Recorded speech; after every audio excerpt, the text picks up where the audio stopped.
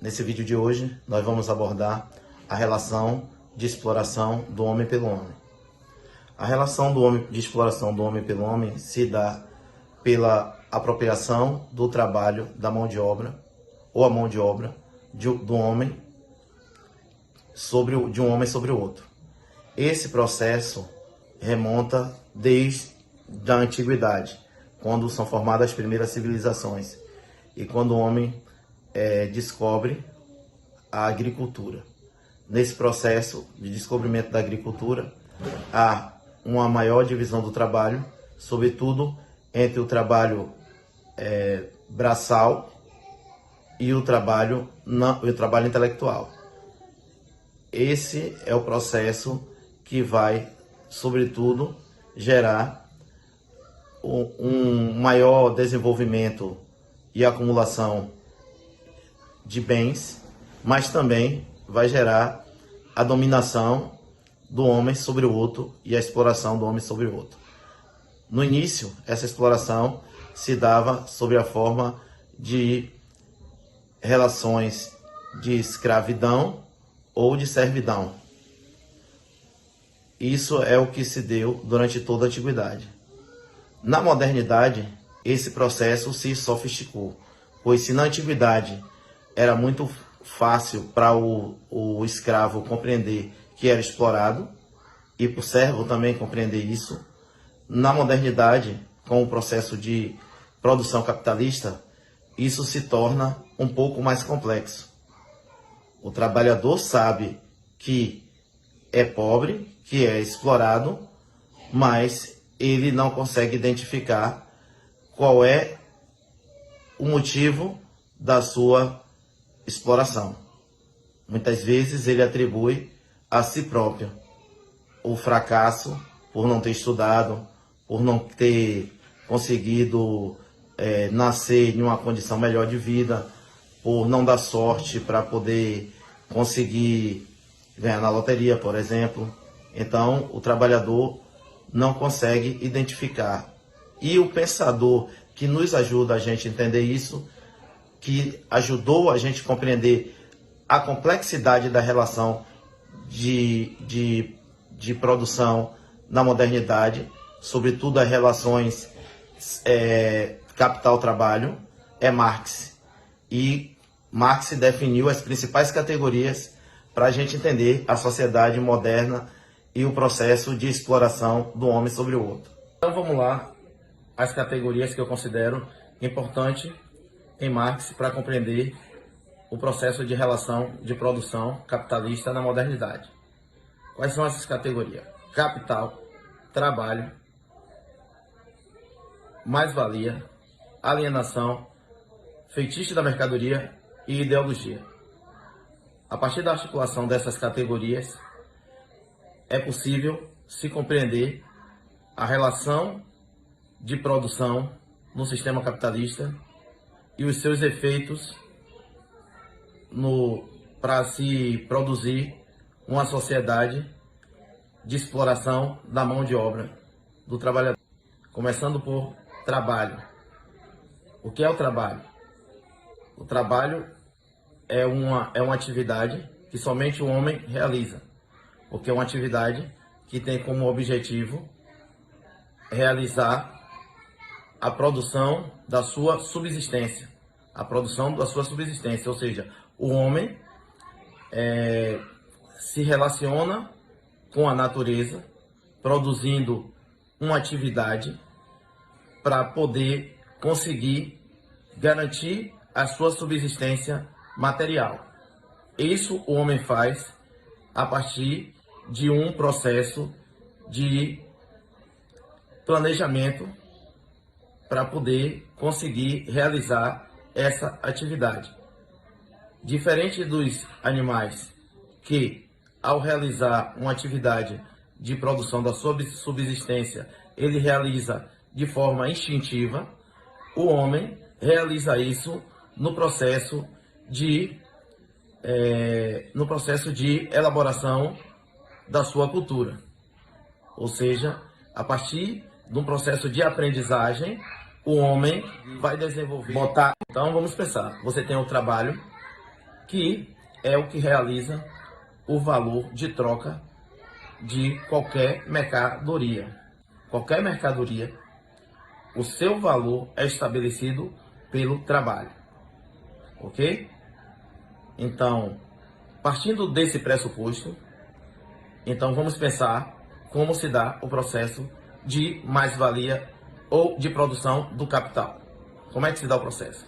O trabalhador, em uma determinada jornada de trabalho, ele vai produzir, digamos, numa padaria, 1000 pães. Então, vamos pensar que um trabalhador produz 1000 pães em uma semana, ok?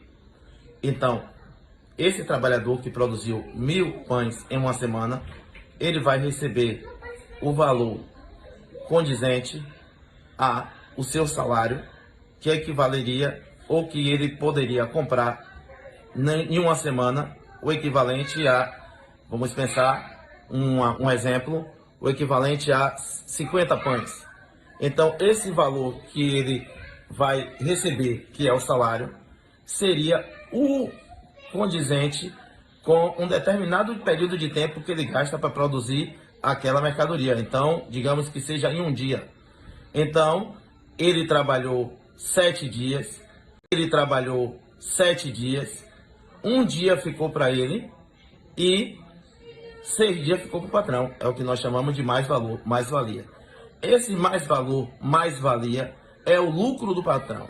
E esse lucro do patrão vai se transformar em capital, que é isso que vai permitir com que o patrão amplie seu negócio, invista em mais trabalho e crie mais riqueza, nesse sentido, mais capital.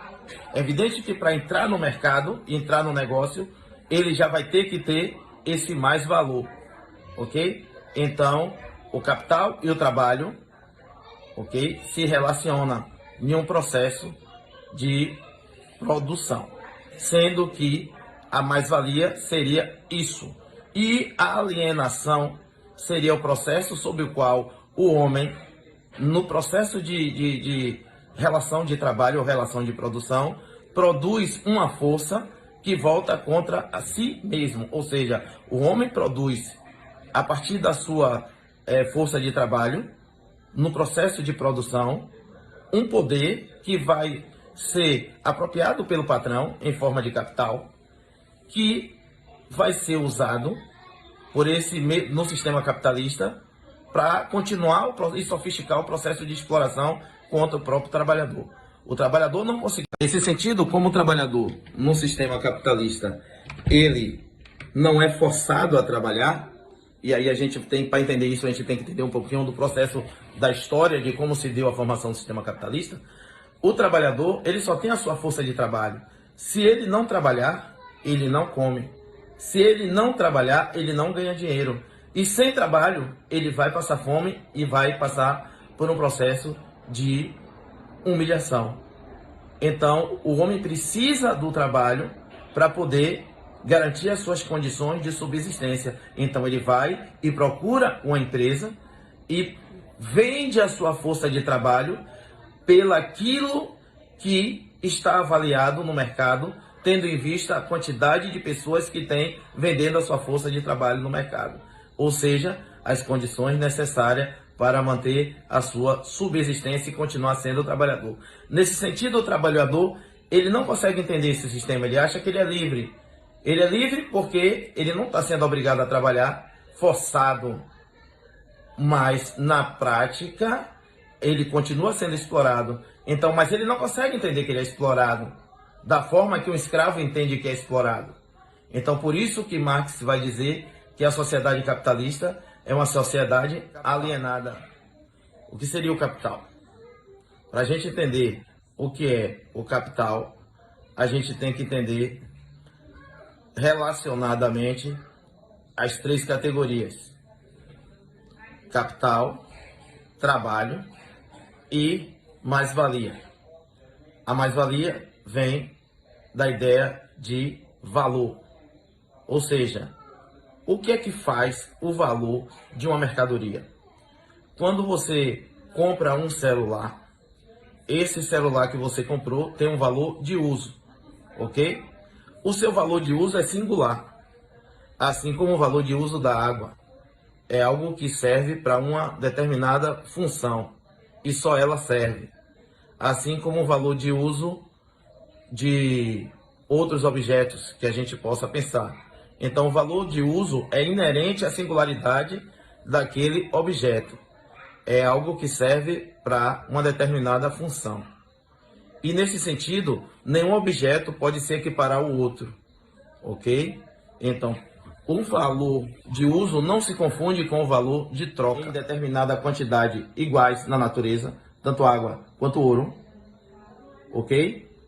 É mais fácil a gente conseguir botar água potável em casa, ou seja, exige menos trabalho, ou exige mais trabalho botar ouro?